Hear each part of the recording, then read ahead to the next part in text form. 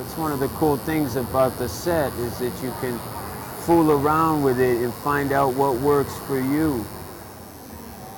Yeah, I think, you know, like lots of guys I know, black and gray world, they've mixed their own grays just as they're getting ready to do every tattoo. They just pour out the ink and pour some distilled water into it. And it seems like if you do that, a lot of times your work will come back and it'll kind of be like one tone of gray.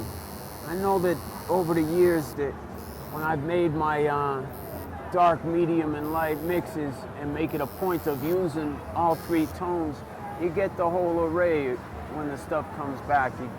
You try and get the real black, all the way through to the really pearly, light gray, you know? And make a conscious effort of doing that. One of the things that I do is, like,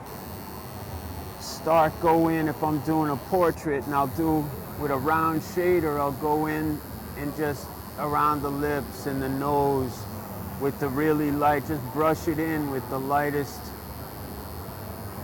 gray right there. And then I'll go back and work from dark to light, kind of, the standard thing. And I usually spend a long time on the light, getting everything smooth. And then a lot of times you take a break, stop and look at it, and then go in and put some cuts of dark to give it that final, make it pop.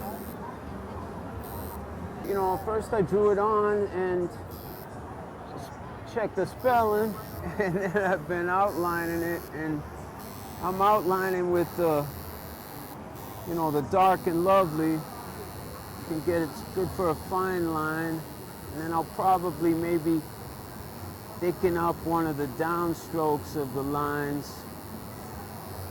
with some of the black velvet, just a little bit. And then I'm gonna try and do some light gray shading in behind everything, kind of bring it all together.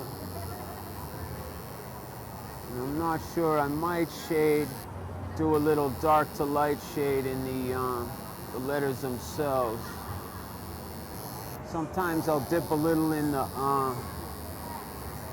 dark, and then a little bit into the black velvet, just to beef it up.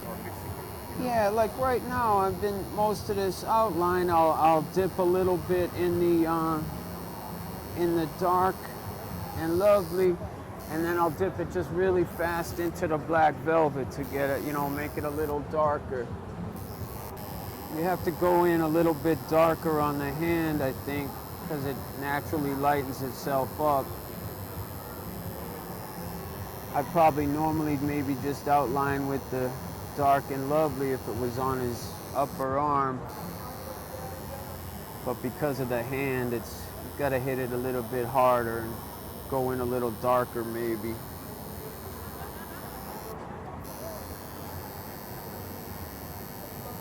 I like to use white real judiciously. The smaller place you put it, the better it looks for the longer.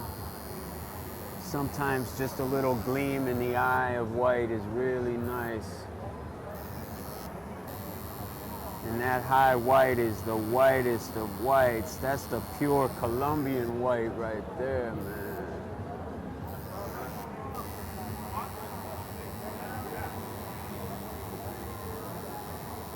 That's the Peruvian flake, the uncut. We did a thing for Entourage where I was tattooing a guy. They were filming it. The director guy was getting the Pablo Escobar portrait while they, you know, and they filmed it in there. And I had to draw up the fake portrait. But the funny thing was, the week before, they came in and asked for the fake Pablo Escobar. Freddie had done a real Pablo Escobar portrait on a gentleman from Colombia who was working in the business. So that's kind of where the elite and the underworld meet right there. It's getting respect is earned and not given. I think that's a great thing for a young tattooer to get, and I hope some of these other young tattooers look at it and, you know, think about it. Seems to be one of the things that's lacking a little bit. But it's nice when you meet some good kids that got respect. Kids have a hard time in, you know, looking backwards and thinking about where things came from, and I don't think they really care, you know. They care about what's happening right in front of themselves. I'm really honored to be here with, you know, Philadelphia Eddie and Stanley. You know, that's the thing. I remember being new to this business and looking up to the old guys and thinking how cool that is that they were around when, you know, when there was tattoo shops were really in the bad part of town and it was a real outlaw profession. And now I guess I'm one of them old guys. I'm proud of it.